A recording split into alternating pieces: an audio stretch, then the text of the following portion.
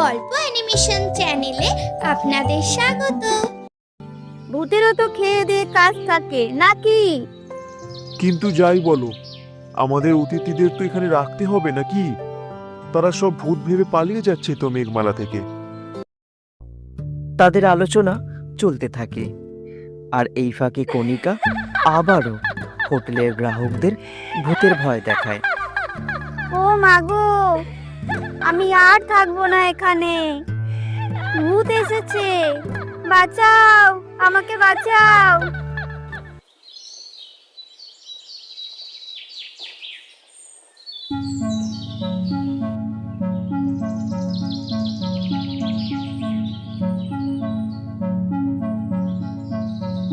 কণিকা, এবার তোর ভেলকি বন্ধ কর।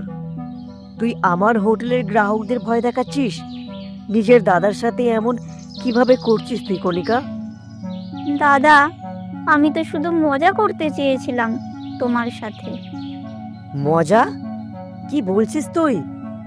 গ্রাহকরা যদি এখান থেকে চলে যায় তাহলে আমি কিভাবেই হোটেল চালাবো বলতো? কালু দাদা, আমিও চাই আমার একটা নিজস্ব হোটেল হোক।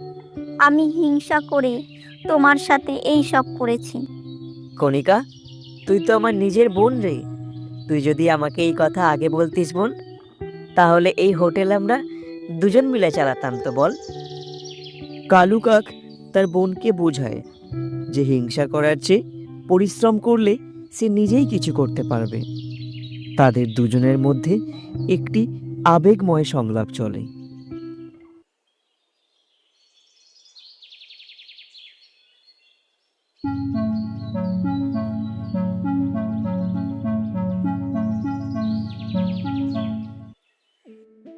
আমি শুনেছি এই হোটেল নাকি রহস্যময়পূর্ণ, রাতে নাকি এখানে ভূতের ছায়া আসে।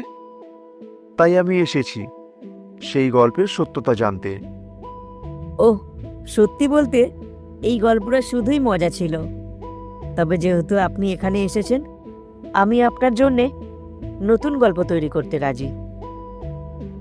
কালু কাক সিদ্ধান্ত নেয় যে এই নতুন অতিথিকে একটি বিশেষ অভিজ্ঞতা দেবে। এইভাবে কালু কাকের হোটেল ফিরে পায় তার আগের জমজমাট পরিবেশ। আর আমরা কি শিখলাম? জীবনের পথে হিংসা নয়, সহযোগিতা ও মজা আমাদের এগিয়ে নিয়ে যেতে সাহায্য করে। হোটেল মেঘমালা এখানেই বন্ধ নয়। আসুন পরবর্তী গল্প শুনুন। তবে তার আগে জানতে চান কিভাবে ছোট্ট প্রচেষ্টা বড় সফলতায় রূপান্তরিত হয়? তাহলে ক্লিক করুন আমাদের পরের ভিডিও।